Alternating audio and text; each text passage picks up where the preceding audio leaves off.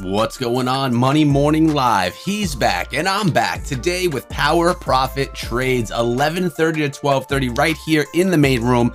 Tom Gentile is going to talk to us both about the market and the crypto market. Let's bring him in right now. 5, 4, 3, 2. Hey everybody, Tom Gentile. Welcome to Power Profit Trades. Welcome back. I'm back. Eric's back. Everybody's back. Glad to see you guys here hanging out with us on the last day of February here in 2022. Now, normally we would make this a microcurrency Monday, but there's just been so much that's happened in the last week and happening in the market since I last saw you. I just thought I'd go ahead and just throw everything together and make this a market Monday edition. So that's the plan. Over the next hour, I want to take a look at stocks, bonds, currencies, commodities, crypto. We're going to look at sectors. We got a lot to dive into in the next hour, so strap in. We're going to talk about the Russia-Ukraine escalation as well. There's 3 sectors that I'm tracking right now, several sectors, but 3 of them that I've got right now that I'm looking at. And of course, we're going to look at microcurrencies, Bitcoin. Wow. I mean, you know what? Eric, man, Yeah, Bitcoin was undervalued. I mean, I still think it's undervalued, but even just like an hour or two ago, we're talking about big moves that are happening. And there's some interesting reasons why I believe Bitcoin's gone up now. What is it, about $3,000 in just the last 3 hours? Yeah, that one caught me off guard too. You mentioned it. I didn't even realize that it happened so quick. I want to hear your thoughts behind it. I know you're getting into that today. So yeah, absolutely. So hey, before we get started, haven't talked to you in a week. What's new? I was in your neck of the woods. I was over in Disney, but it was a Disney vacation with my kids, which I'm sure everyone in the chat, yourself, would know. It's not actually a vacation because I'm actually ready to now go away with my wife, just us, because man, I am tired. I don't know. Yep. It's tough. How about you? That's an exercise. It is. That is an exercise out there. Yeah, if you want a good workout, both physically and mentally, Disney. Take your kids to Disney for a day. You're right. Brutal. You're gonna need some R&R after that one. 5 days for me. How was your break or whatever it was that you were doing? Well, you know what? I was in St. Petersburg last week with my partners, my top traders. We had a nice little group come in and spend a few days with me and the team. The entire team was there. And so we did a couple days of nonstop strategy. Everybody walked away with a lot more knowledge, some trading ideas last week that we were going into. And of course, I had gift bags for those that showed up. So I was excited to see each and every one of you that were with me last week. But hey, today is a brand new week. Man, I'm telling you, it's like patterns just played out. You know, we've seen this pattern with Russia before. If you're new to patterns, I mean, hey, you know, we're in a situation right now with Ukraine. Back up a bit, back up to 2014, and take a look at what happened with Russia and Crimea in 2014. Okay, that actually happened just after the Sochi Olympics. So there was a pattern there where the markets got rocked. And then they came back, right, quickly afterwards. Let's go back. Let's move the football back a little bit, and think about what happened in 2008. Russia and Georgia. All right, not Atlanta. For those of you that are kind of caught off guard on that, Georgia. So Russia invades Georgia. I believe the S&P was down more than 40% at that time. It came back. So this has been one of those sell the rumor, buy the news events going back in time. And if you take a look at, this is 2022. So going back, you had to go back 8 years to 2014, the last time that happened, and 6 years prior, right, with the events, with the struggle that happened with Russia and Georgia. So, so what we saw this development happening in the middle of the Olympics, just like it did in Sochi. And Putin ended up waiting until after the games were over, and then his games began. And so what's happened now? Well, we've had market action last week. Thursday was a big day last week. Those of you that followed it, I did. I followed it. Futures were down big. I think the one thing that helped me out, that actually did well for me, very well, by the way, was gold. Right? Gold had a big pop. And that actually helped out. I've been talking about gold on this program for a while as a great hedge against your portfolio. Happened again this morning. We'll get to that in a bit. But we had that sell the rumor, buy the news event happen on Thursday. It's happening again right now. For those of you that, that take a look at the markets at 6 p.m. on Sunday, you saw what I saw last night. We saw the markets down. We saw the Dow was down about 600 points last night. S&P was down over 100, and it looked like here we go again. And this pattern was setting up once again. Gold had popped, and the markets had dropped, and now we're getting that mean reversion. Okay, as the markets were mixed. The last time I looked at them, I saw Dow's down about 171, but the Nasdaq's up. So the Dow's down 0.5%, Nasdaq's up over 0.5%. So we're getting that mixing once again when it comes to the markets. So stocks paired their losses Thursday. We had that big move Thursday. Friday was a continuation. Kind of looks like that's what's happening again. We open lower. Markets are starting or looking to come back. The message I sent to my subscribers late last week was keep your powder dry. Wait for things to settle down if you're not a volatility fan. If you are a fan of volatility, then we can use high volatility events to trade against the grain, to trade against the crowd, okay? So, for instance, if you're a call buyer or put buyer, I see a lot of guys out there, Money Morning Live group, my YouTube group, if you buy calls or you buy puts, you need to sit this week out. Sit last week out. This week right here, let's see what develops. But I think what's going to end up happening is you're going to start to see the volatility drop back down again. And I mentioned this, avoid being an options buyer in a market right now that you're paying double or triple for in volatility. Imagine this, Eric. If you knew for a limited time only, you could go to McDonald's and everything was going to be twice as expensive on the menu. Would you eat there? Would you buy there? No, I'm still looking for the 20 nuggets for a $1 deal. That doesn't come back, man. But no, I would not. No. Yeah, we're not talking about a long-term chain.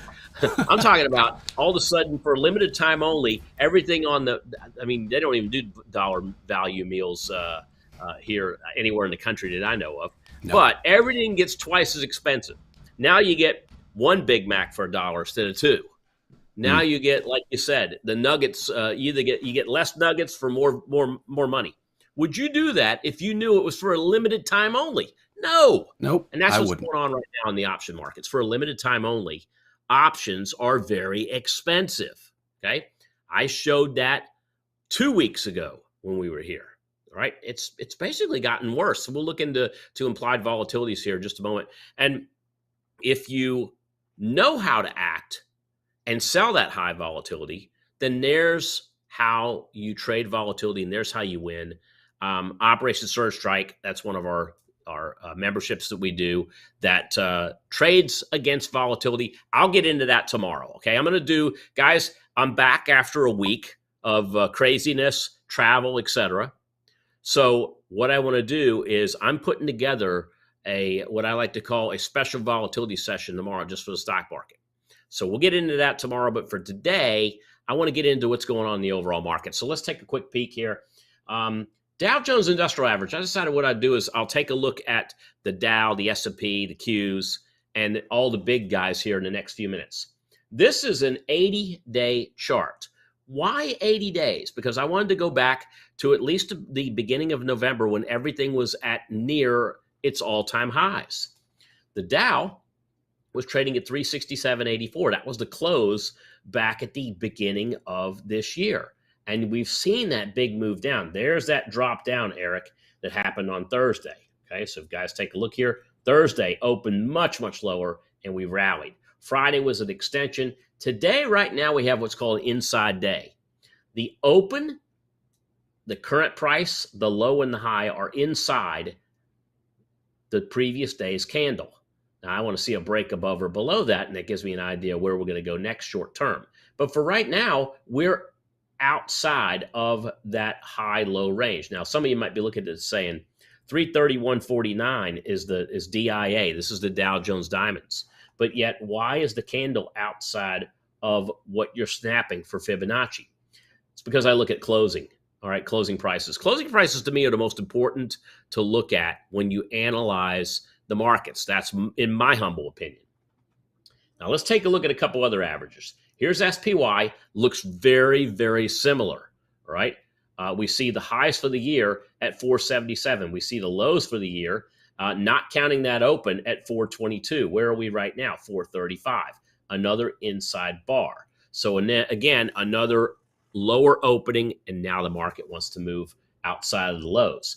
QQQ, a bit of the same, although the Qs are actually stronger. All right, stronger for a couple of reasons. First, their all-time high was back in November. We double topped at the end of the year. Thursday, we dropped all the way down from, this took the Qs from 403 down to 320 on the open. So we all know the tech stocks got hammered. I'm talking about being strong in the last couple of days because look here, this is not an inside bar that's happening right now. This is a bar that has a higher low than the previous low and has a higher high than the previous high. So this, if anything, the tech stock still appears to be oversold and has a lot of buying interest in it. All right, let's move outside of indices. Let's get into a couple more things. Bonds. Okay, so bonds, really, I mean, this has got to be the quietest bond market that I've seen in quite some time. All right, bond market has kind of settled into the high 130s. We were at 154.35. The big drop has come in light of inflation, right? And the expectations that we're going to see higher interest rates. But over the last couple of weeks, since this Russia news, we've kind of settled in between the low of 134.98 and really the high that happened on Thursday. And as you can see, this candle actually dropped as the market rose. We had a fall in treasury bonds. So now bonds and stocks are starting to move against each other a little bit. However, this is an interesting day where we gapped up. Even though the markets are moving higher, bond market's moving higher now. So there's a bit of indifference here between what bond traders are thinking are going to happen in the market and stock traders. Let's look at UUP. This is the cash market. Haven't seen UUP up here in the $26 area since 2020. You got to go back to COVID before you see the US dollar hitting highs. So now, guess what? The US dollar is actually looking expensive. Okay, what does that actually mean? Well, that means that if it's expensive and we're looking at the laws of mean reversion, then we should expect to see the dollar start cheapening a little bit against what? You know what? Stocks, currencies, crypto. But the dollar could have potentially a long-term move, and all we could see is a short-term pullback, because if interest rates do start to climb, which we haven't seen interest rates going up in years, but if interest rates climb, then that will put some pressure under the dollar to stay strong. Let's take a look at USO, or what I like to think is the strongest, one of the strongest, not the strongest sector in the market right now. USO, 48 down here at the low in December. And highs, well, we are hitting new highs right now. We had a jump on Thursday when oil went up and USO was above 70. Oil was above 100 for a bit of a time and then dropped back down, right?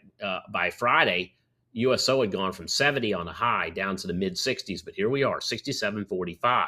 I believe that the oil markets, whether we see escalation between Russia and Ukraine or we see some peace, I still see the oil markets moving higher over the next several months. So that's USO. How about gold? This is really interesting. And if you've been following me in the GLD area, so I've been getting into GLD for quite some time. You know what I did last week, guys? What do you think I did last week when we had this big pop and drop? Yes, I sold out of GLD. All right, I took profits in GLD both on Thursday and earlier this morning. Took profits in GLD. I just think that this move that's happened here in the last couple of weeks has come too far too fast. I'm looking to get back in to GLD, but I'm looking for a pullback, and then I want to start to add to my positions once again. But GLD did very, very good for me. So that is GLD. Let's end our overall market session with VXX. Again, VXX is looking like, when you take a look at what happened, these highs, 28 and then 20, and then right here very close to it. And then here we go again on Thursday. This really just kind of shows three different highs. To me, we're moving back into the low 20s as we're going to get some consolidation and get ready to see where that next move is going to go. Where is it going to go? I think that the markets are everybody's kind of got their fingers, all right? If you're a rock climber, chalk up, because you're going to be sitting there with white knuckles for a while. And the reason I say that is because we're all kind of looking at headline news, right? That's what's driving the markets right now, is all of these headlines. And so that's what's also driving the VIX. So once again, and I said this before, I'm going to say it one more time. If you're a call or put buyer, you might want to put your strategy on hold for a little bit as we wait for the markets, and especially the volatility, to drop back down a little bit.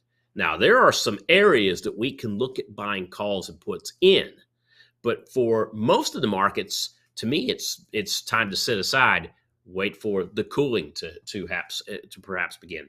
So with that, Eric, let's look at some market sectors. I want to look at market sectors, what I kind of see happening next. There are three sectors I want to focus on this week, but before I get into that, here is my high-low ranker on what's happening with what I call the X sectors. These are the Spider Select sectors, and as you can see, I've got them ranked by, if you look at going back to November. So I went back to November when we had the all-time highs of the Dow and the S&P and the NASDAQ, and I thought, let me take this back about 15 weeks because I want to see how all of these sectors have been performing since those highs in the overall markets. I've ranked them, and wouldn't you know it, you got metals mining and gas exploration on top. That makes perfect sense. Gold and oil on top. Look what's at the bottom. Retail and biotech. In fact, biotech is the way you look at this, and let me just point this out to you guys. The way we look at this is I've got these ranked by what they've done in the last 15 weeks. So I have the high price for 15 weeks ago, I have the low price for 15 weeks ago, and I have the close price right now. So in the last 15 weeks, gold is hitting new highs. Oil exploration hitting new highs. Energy they're not hitting new highs, but they're at the top, they're in the top 10% of their range in the last 15 weeks. Come down here to the bottom, and you can see the mess. XBI Biotech in the bottom 10%. Very close to that is retail, bottom 11%. You can see here's consumer discretionary. Healthcare is at the bottom. And there might be some interesting plays here if you look at these and you think that some of these are undervalued. There's one undervalued area that I like. Now, the three I've checkmarked, oil and gas, energy, financial, cover the couple of the sectors that I want to talk about here. So let's talk about oil for a moment, okay? Oil. So the oil sector, and let me throw the oil and gas exploration picture up so that everybody can see that, all right? Moving up nicely. Higher lows, higher highs. That's what we like to see in a trend, in an uptrend market. How many of you out here right now, whether you're with me on YouTube or whether you're with me on the Monday Morning Live channel, how many of you believe that oil can hit $150 a barrel by this summer? Who out there is watching me right now that thinks that's exactly the case, that we could see oil at 150? By the way, oil's at, in the 90s right now. So to get to 150 barrels by summer is another 50% increase on what we've already seen. Can we get to 150? It's possible. I mean, I would much rather see something that is maybe 125, but can we get to 150? And if so, how can you trade that? Okay, how can you trade that? I've got a position on in my account right now that is a better than 10 to 1, well, better than 9 to 1 reward to risk ratio. Better than 9 to 1. And I did it on a per contract basis. It cost me less than $1 a contract to go. And I'm talking about not something that expires next week. next month. I'm talking about going all the way out to July expiration on the options and putting a trade together that has a better than a 900% reward to risk ratio. Okay. Now, I summarized this and I put this into a report, which is our energy 2002 or our 2022 energy report, which you could find both on the Money Map Press website. All right. Also, you could look at tomstradingroom.com. I've got them out there. Same thing. I got it out in both places.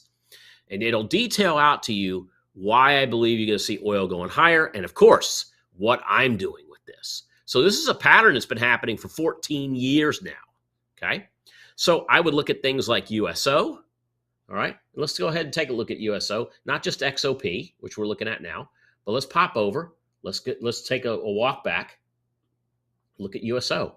If oil is going to go to $150 a barrel by summer, that's a 50% increase. Where would we see USO go? Well, if USO is trading close to 70, what's half of 70? 35. So I'm basically saying USO could go to 100. Oil could go to 150. USO could go to $100 a barrel, right? So that's something we could look at right there. A play in USO, but I would not go out there and buy calls on USO. I did not buy calls. I own calls, but that's part of a spread strategy that I've put into our family office. Okay, and these spread strategies could be everything from what could they be? They could be call spreads, they could be butterflies, they could be counter spreads, bullish counter spreads. A spread is a way of hedging your risk, especially in terms of high volatility. All right. So, looking out, Eric, I'm looking out on the YouTube channel and I see Rita, Joe's saying 135, Bill's saying 150 is certainly possible, especially with all the rhetoric and all the news. I mean, guys, you got to look at mainstream media as the advertisers to the masses. Okay. Advertisers to the masses. And oil's not going to be one of those things that just goes away. They've been advertising this for a while now. Eric, what kind of what are you seeing on the live stream?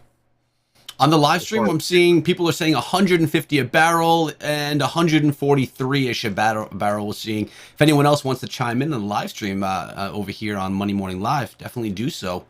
You are heard. But yeah, that's what we're saying over here. What's YouTube saying again? 150, 125, okay. 135. And again, to me, it's like we can spot, this is actually a pattern, guys. All right. This is not, we can look through the hype.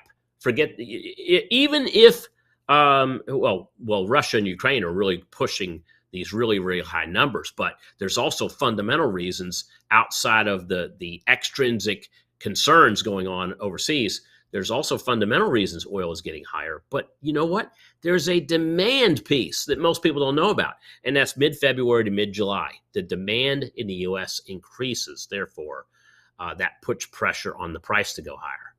That demand's going to continue to increase. Eric, did you see the news report that I saw that came out? It was a focus on millennials. Now, millennials are a very interesting group, right? Yes. And I could go 1,000 different ways with that conversation, but I'm just going to go one way with you.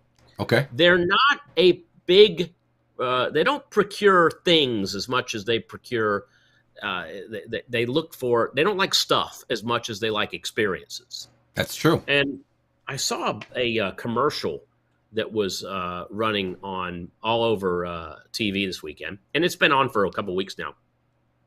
And it was an Expedia commercial.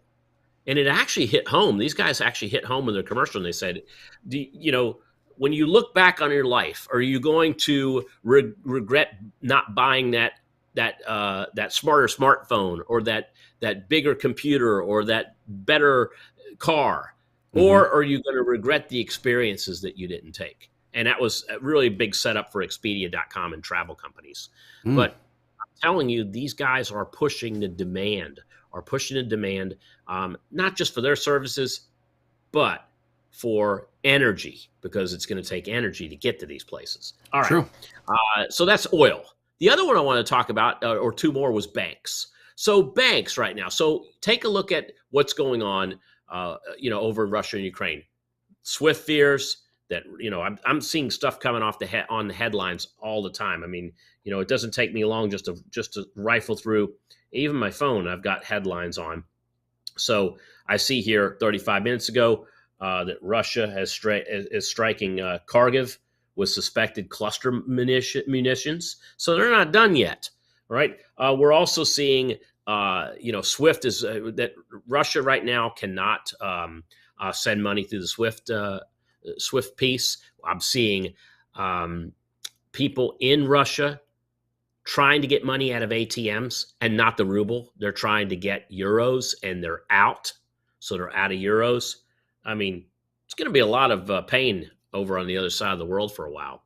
And these sanctions, this what we like to call sanctions related selling, I believe is an overreaction, especially in finance. And I think what's going to happen is traders, and they're already waking up now. If you take a look, where the markets were this morning, where we were down, 500 points on the Dow Jones at one time. We're down about 125.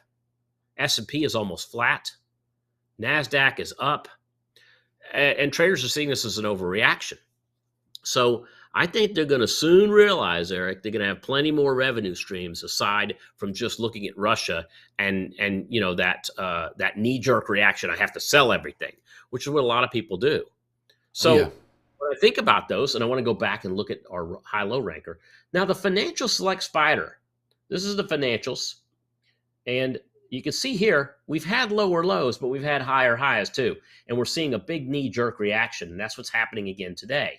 So, just think that just at the end of last month, we were at around the low 40s. So we're off about 5%, roughly 7.5% from the highs we just saw at the beginning of the month. And then you go and you look at other stocks. So I want to throw a couple stocks out here with everybody real quick. Let's go ahead and let me tee it up. C is for city. Is good enough for me. Oh God, hey, that's a earwig that runs in my head once a week when I'm out in the driveway, and maybe I'm going out there to get the trash can or the paper or whatever. That ice cream truck runs around. In Florida, ice cream trucks run 24/7, 365 days a week because, like you said, Eric, it's hot down here. Yeah, it's Everybody likes ice cream. And that Cookie Monster thing, it just keeps going. I'm like, what is that sound? And I see it coming around the corner. C is for cookie. All right, for me, C is for city. Let's take a look at Citibank, Citigroup. And Citigroup's done the same thing. We've seen this reaction to the downside. And here we are Thursday. We dropped down into the $58 range. Trading around 60 right now. I think we're going to see a knee-jerk reaction back to the upside. Let's take a look at one more. Not just Citi, but Bank of America. My father-in-law, God rest his soul, he spoke Italian and broken English. And I remember going to I was taken to the bank, and I banked at I was banking at Wells Fargo. He's banking at Bank of America. Now, my father-in-law, very proud Italian, okay, and he says to me, "What do you bank?" And I said, "I bank at Wells Fargo." He goes, he needed to go to the bank because I need to go to Bank of America. Bank of America is the best bank. Is the best bank. Everything's the best with him. Whatever he has is the best. He actually had a portfolio of stocks. We call it the best. In the best, he had Tesla, Bank of America. Burger King is the best. Right? It's the only hamburger he would eat is the Whopper. He's the best. So when I look at Bank of America, the one thing I see is Bank of America has been holding the line here at around that $43.46 area. But again, why am I looking at banks?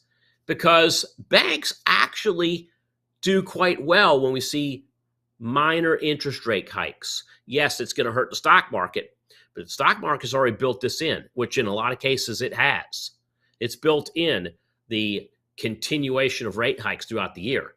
Well, then that leads stocks that actually make money when rate hikes happen, like bank stocks, brokerages, insurance companies, that should lead to higher prices. And then there are these boring stocks, Eric. And I'm not talking about the boring company of Elon Musk. But I am talking about boring stocks like, just look in, you don't have to go any farther than your pantry or under your kitchen sink, and you'll find stocks like Clorox, Kraft, Campbell Soup. These are safe havens. All right, let's take a look at them at the three. CLX is the first one I want to show everyone. Dropped down. Now, this was an earnings drop on Clorox because guess what? During the pandemic, they oversold this, and now people have got Clorox under their sink.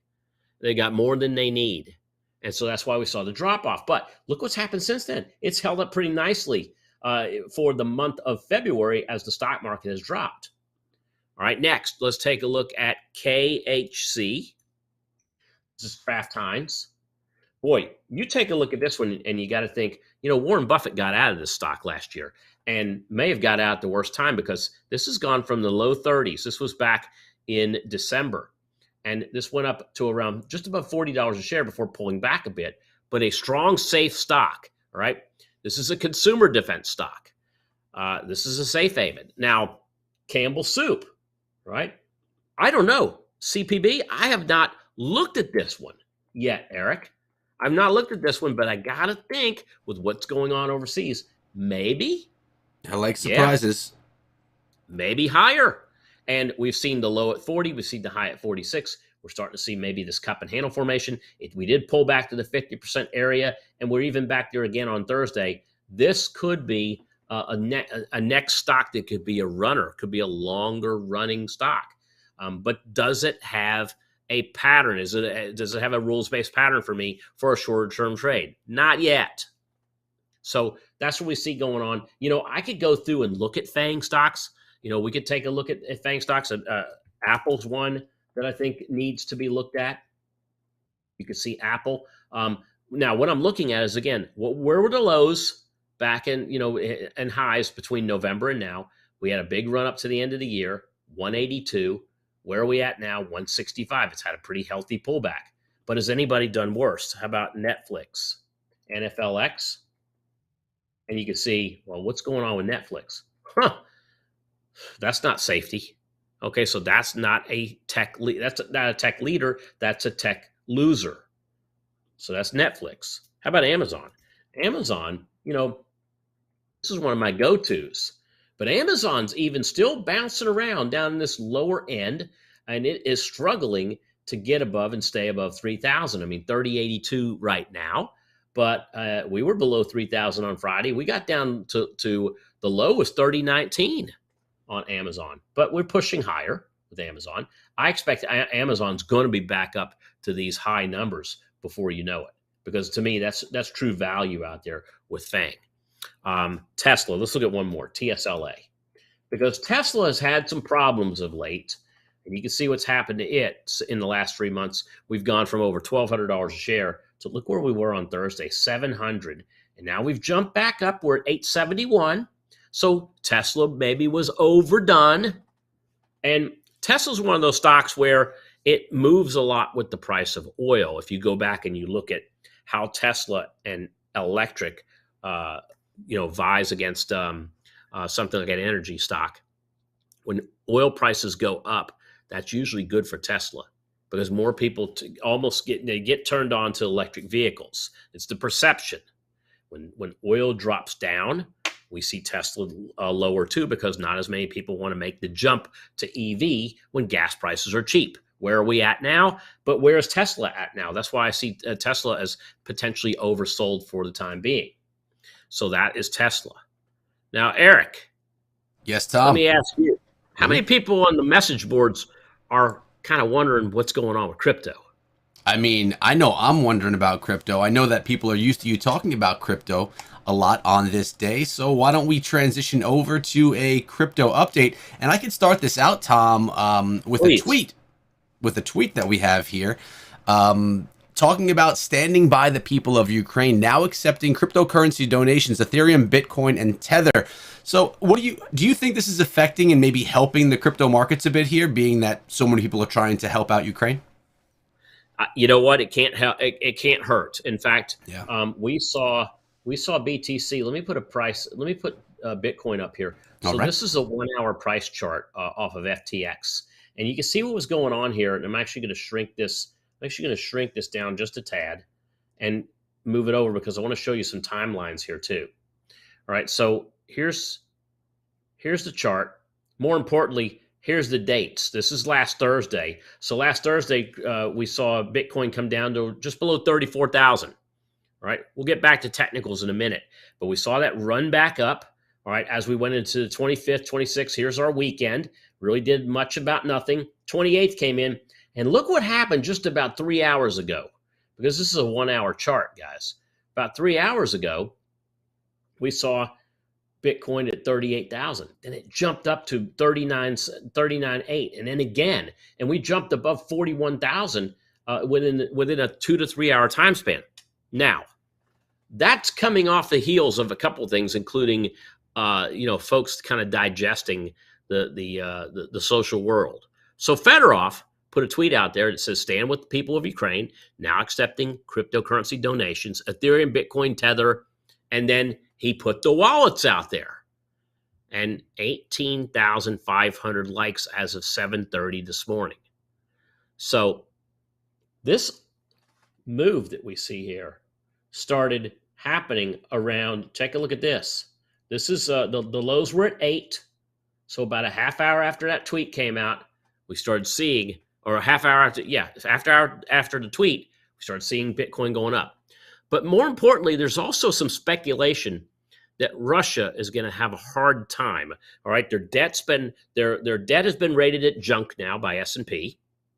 All right, the ruble, what's the ruble at now? I saw their interest rate on the ruble jump from below like 9%, which is extremely high, to over 20%. 20%, on your returns in the bank. Well, that tells you, some of you might be thinking, wow, maybe I need to get some rubles because I can get a 20% return. That's 20% on what? 20% on whatever it's worth. Okay, so it might not be worth that much. People don't look at that in a stable currency like the US dollar, because US dollars, if you take a look at UUP, for instance, where's that been? Between 25 and 26. So it's been 1 point, and that's the double index. So we've seen the US dollar range bound itself maybe 0.5% to 1%. And of course, if you're getting 0.00 nothing for your dollar, well, you're getting that because it's also very stable. It doesn't move around a lot. Sometimes the more a currency moves, the more risk is associated with the buying power of it. Therefore, the more interest has to be paid on that so that people actually invest in it. Okay, so the where I'm going with this is that Russia can't, they can't access foreign bank accounts right now. All right. The oligarchs probably in the same situation too. There's a lot of freezing going on with accounts. So what does Russia have? Russia has a lot of gold. Eric, I don't know if you know this. They've got, I think, 60 billion in gold. I'm learning. Kind of hard to spend that outside of your own country because no one's taking it. So they're running into a bit of a crisis of their own. Is it possible that they could use Bitcoin and Ethereum? And the answer is yes. And so a lot of that, I think, is what speculation is pushing Bitcoin and Ethereum higher today. And not higher by a little bit, but higher by a good bit. We're up, take a look at this, 8.78% in the last 24 hours. That's a nice jump right there, Tom. You think it's going to hang up there? Is there any type of security that makes you feel that it's going to hold, or can we see a drop just like we saw it jump up? What do you think? Well, a couple of things. First of all, you've got mixed markets right now. Dow Jones is down. Now Dow's down 275. So, I mean, we're still, hanging on those white knuckle headlines. But you've got that going on. You've got a lot of things kind of happening over here. But the big thing that I want everybody to realize is that on Thursday, that was down here, we dropped, but we did not make a lower low from the previous lows we saw back in January. The markets, however, did make lower lows. To me, that's bullish. To me, that is we might have seen a bit of the derailment between Bitcoin and assets. And especially that looks to be happening today as BTC is getting some renewed buying interest. Now, you know what I want to see? I want to see us get above and close above 45,000. That was the level 2 weeks ago that we were all talking about here in this room. So till then, this is to me is a great reaction. I mean, there was $25 million in Bitcoin that changed hands there just in the last couple of hours. So, and that was the hour we saw the move from 38,000 to above 39.5. That came with about $25 million of buying power behind it. So we'll see where it ends up going. But yeah, Eric, I do have there's some great long-term pieces to look at here. And that's one, what about NFTs? Ooh. What do you think about NFTs on times like what's happened in the last week? I mean, you would think that NFTs would be going crazy because Ethereum is low. People could buy Ethereum and jump into NFTs. The NFT space, though, Tom, it's got a lot of projects all coming out. So many new projects are coming, and it's starting, in my opinion, to become oversaturated, at least with some of the lower NFTs, the ones that are less expensive. So what I've been noticing from the markets is people jumping into NFTs are seeing success on the backs of some of those really expensive high Ethereum NFT projects, the ones that are, going for 0.1 Ethereum and that. There's just so many of them, so much competition. So I've put some money into NFTs, and I am unhappy to report I have not had a win yet. So I'm actually going to be backing a little bit out of NFTs myself until I get like a surefire win, which is not a thing. Right. And I mean, this has been a market where if it's NFTs, if it's, there's several cryptocurrencies that have dropped in value. I own a few of them myself. I'm not going to come out here. I'm not 100% winner. Nobody is. But, when you get into a situation where you're hearing about the threat of nuclear war, that you've got a guy out there that's kind of rogue, that's got his nuclear weapons on high alert, people tend to want to go backwards, even if just briefly, and they say, "I want to dump everything that was speculative," right? And NFTs are speculative, much more so than even cryptocurrency. Altcoins are speculative. Bitcoin, Ethereum, speculative when you look at them versus broad market assets. But this right here should tell everybody something, that that crypto is reaching a new critical mass. And now people are kind of waking up and saying, wait a second, I can use this to barter it with. And I'm pretty sure the Russian people are finding that out right about now as they're coming back from the ATM machine with nothing. And they're thinking, maybe what I can do is I can take what I have and buy a little crypto with it, because maybe I could use this in the event that I need something to barter with. I can't think of any other institution whose adoption acceptance is more important right now than governments of developing nations. So I've got a chart up here of Bitcoin. You can see here, I talked about this before. We have we've not broken down below the lows that happened at the end of January. That is good. The actual fact that we jumped up above 38 and are now back above the 30-day moving average, that is also good. There's divergence that's happening right now between the crypto markets and the stock market. And these are two that have been kind of moving like, these been like twins for the last several months. We're finally starting to see a bit of a derailing here. Take a look at Ethereum. Let's put Ethereum up on the screen. And here is ETH. And you can see ETH, same thing.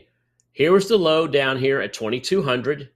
Here is the low, and this was interesting, 2,300. That was back on Thursday. Look where we are right now, getting close to the highs for the week. And what am I looking for on Ethereum? Same thing I said 2 weeks ago, 33.28. That's what I'm looking for. I need to see a close above that 38% retracement. We have still not yet broken the downtrend. Well, let me just say this. We might have broken the downtrend, but we have still not yet created a new uptrend. I want to see some higher highs than what we saw 2 and 3 weeks ago, right? That can absolutely happen. And now the markets are showing us that it can happen even with the volatility that we're seeing in the overall marketplace. I think that's very exciting, Eric.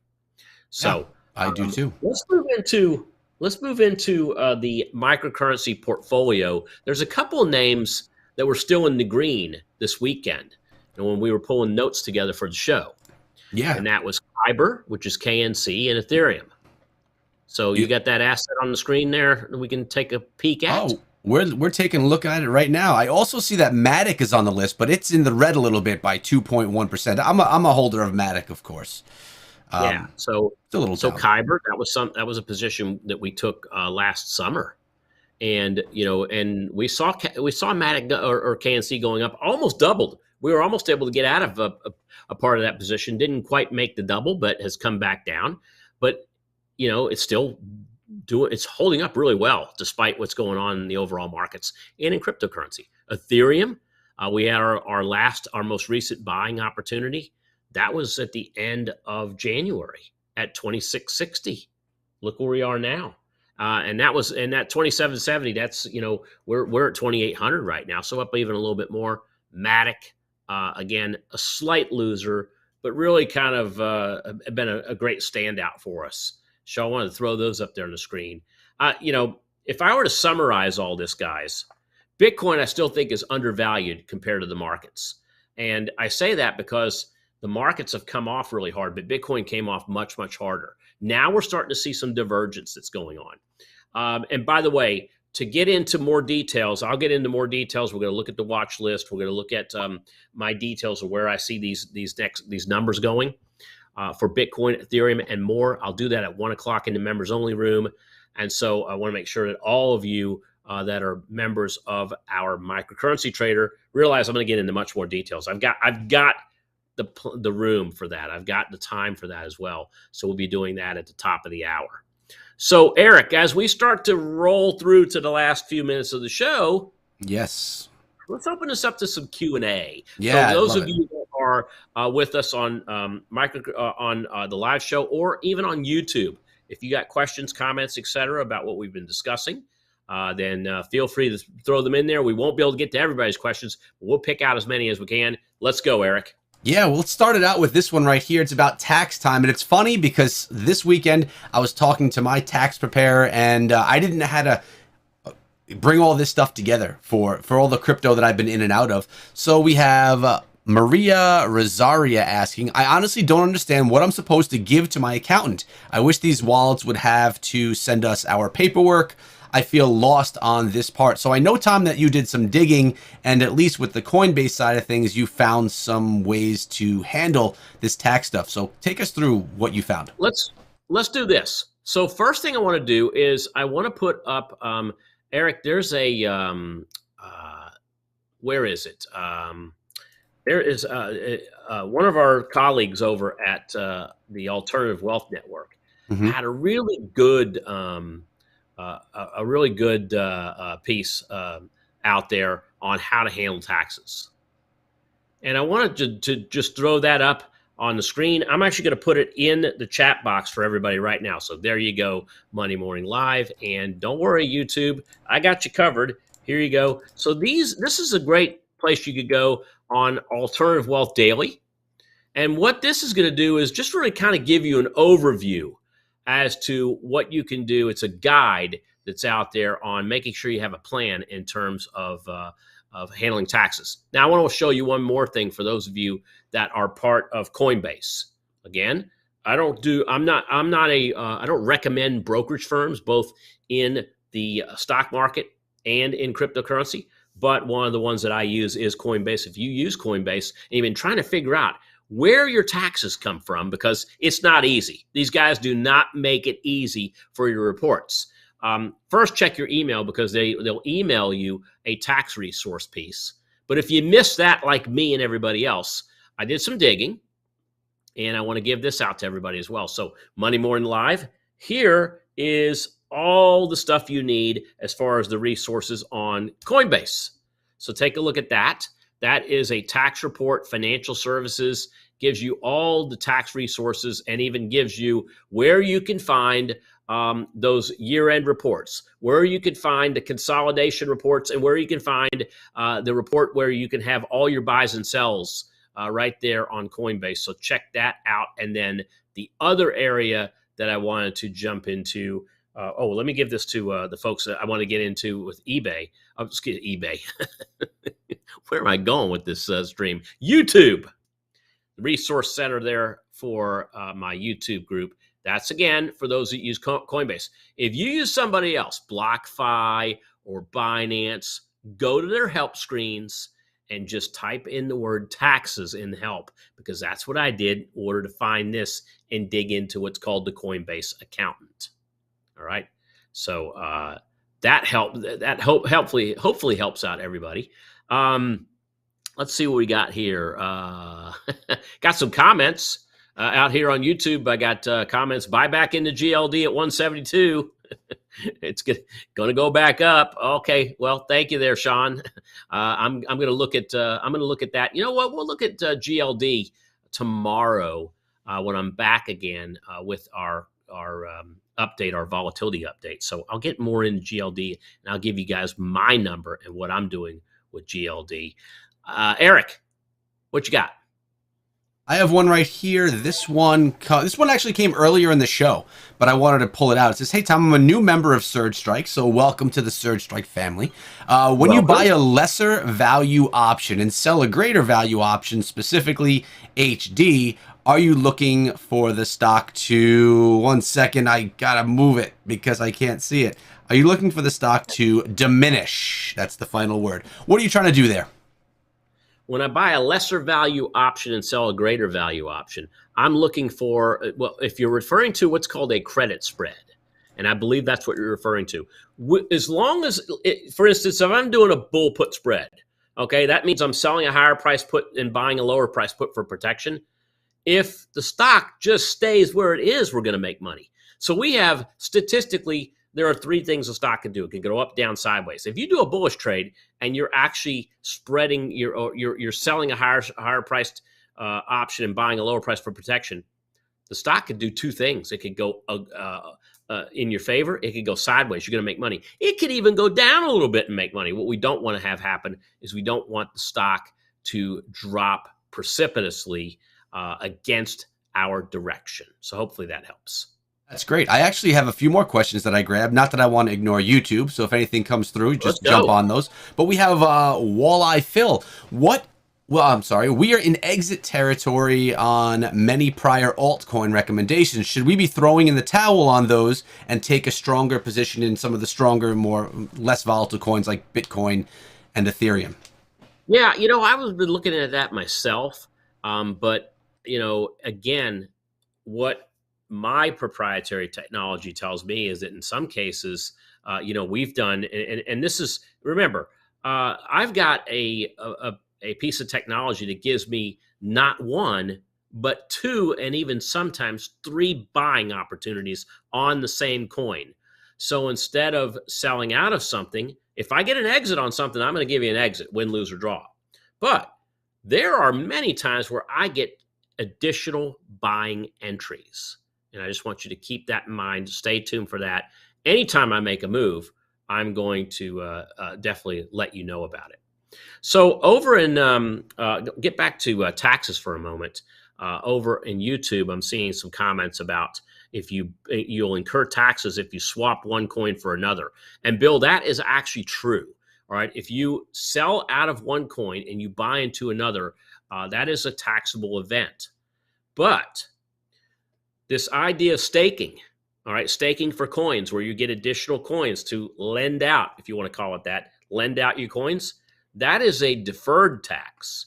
And as of the opinions that we've seen, and again, I'm not a tax advisor, so don't quote me on this. Go do your own research. But what I'm seeing is that if you stake a coin, if you're staking coins for coins and not US dollars or fiat currency, then that is a deferred tax event.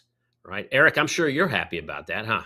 Yeah, I mean, I definitely stake a bunch, but I did also play around with ins and outs of coins, so I have to figure that out. I'll be hitting up the Coinbase Pro help section myself to figure out, you don't want to mess with the government. I want to make sure that no one's coming after me, so I have to do the right steps. But yeah, the majority of the coins I have are staked, and it's nice to know that I don't have to worry about any of that.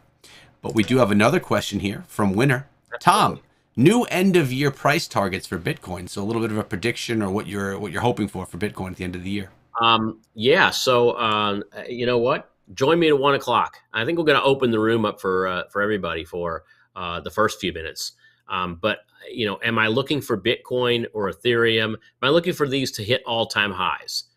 I'm still looking for all-time highs, but we may have to adjust where we go above the 69,000 mark for Bitcoin or above the 4,800 mark for Ethereum. But if today is any indication, and today is only one day, folks, but if today is any indication, we are possibly seeing what I've been waiting for now for months, and that is a derailment of Bitcoin as an asset and back to as an alternative to currency, and not only US dollar, but an alternative to world currency, and even potentially world uncertainty. All right. Yes. I'll tell you what, the comments and questions over here are kind of drying up on the regular stream. I assume that you're answering everyone's questions so sufficiently that they don't have anything one more more. that I'm going to do before we end the program is I've had people asking about DWAC. Okay. So let me jump back over to some stock charts and let's go ahead and type in DWAC. You know what? My wife owns this stock, and she owns it back down here in the 50s. And in the last 80 days, the low was 55. It was around the 55 area. It had a big jump and then a pullback. But look what this thing's been doing. It's been creating these higher lows and higher highs. Now, you know what? We got a State of the Union coming up tomorrow, all right, that everybody seems to be forgetting about. But that's going to happen. I don't know what kind of turnout, what kind of viewership is going to happen in the State of the Union. It might be pretty high because of what's going on in Russia and Ukraine. And if the president's staff writers haven't done so yet, they're going to be invoking a lot of the speech toward what's happening to Russia and the Ukraine. Is it possible that DWAC might be having some sort of a higher low, higher high moment because of the lead up to the State of the Union, because of the uncertainty in Russia and Ukraine, because it's tied to Donald Trump, all right, because of the president's low ratings, all right, and low approval ratings of what I'm talking about? Is that possibly what's causing this to move higher? It very well could be. I guess we're going to have to wait and see how that plays out. But I can tell you right now, technically looking at this, it looks really good. Now, guys, remember, I'll be back again tomorrow, 11:30 a.m., same time, same place, to share all of my best volatility plays with each and every one of you. So all of you out there right now, have a great rest of your day. I hope you enjoyed the last hour. Come on back at 1 o'clock, and we'll talk about all things cryptocurrency, and I will see you then. Bye, everyone.